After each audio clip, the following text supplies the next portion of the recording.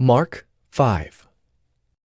They came to the other side of the sea, to the country of the Gerasenes. And when Jesus had stepped out of the boat, immediately there met him out of the tombs a man with an unclean spirit. He lived among the tombs, and no one could bind him any more, not even with a chain. For he had often been bound with shackles and chains, but he wrenched the chains apart, and he broke the shackles in pieces. No one had the strength to subdue him. Night and day among the tombs and on the mountains he was always crying out and cutting himself with stones. And when he saw Jesus from afar, he ran and fell down before him, and crying out with a loud voice, he said, "What have you to do with me, Jesus, Son of the Most High God? I adjure you by God, do not torment me!" For he was saying to him, "Come out of the man, you unclean spirit." And Jesus asked him, "What is your name?" He replied, "My name is Legion, for we are many." And he begged him earnestly not to send them out of the country. Now a great herd of pigs was feeding there on the hillside, and they begged him, saying, "Send us to the pigs! Let us enter them!" So he gave them permission. And the unclean spirits came out and entered the pigs, and the herd, numbering about 2,000, rushed down the steep bank into the sea and were drowned in the sea. The herdsmen fled and told it in the city and in the country, and people came to see what it was that had happened. And they came to Jesus and saw the demon-possessed man, the one who had had the legion, sitting there, clothed and in his right mind, and they were afraid. And those who had seen it described to them what had happened to the demon-possessed man and to the pigs. And they began to beg Jesus to depart from their region. As he was getting into the boat, the man who had been possessed with demons begged him that he might be with him.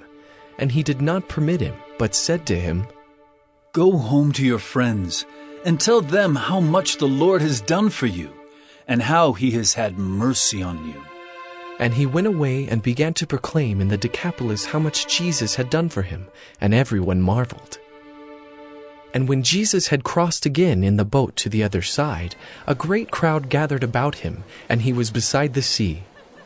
Then came one of the rulers of the synagogue, Jairus by name, and seeing him he fell at his feet, and implored him earnestly, saying, "My little daughter is at the point of death.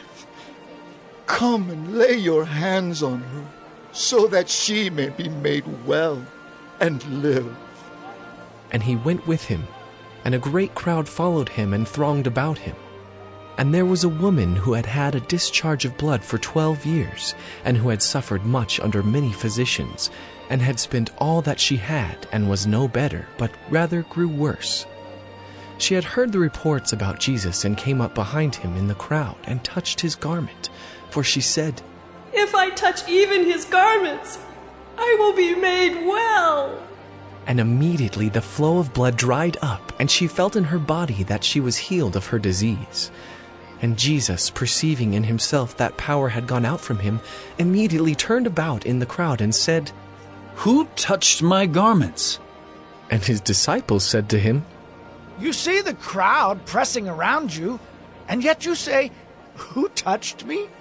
And he looked around to see who had done it. But the woman, knowing what had happened to her, came in fear and trembling and fell down before him and told him the whole truth. And he said to her, "Daughter, your faith has made you well. Go in peace and be healed of your disease."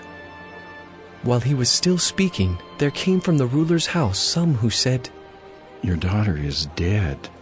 Why trouble the teacher any further?"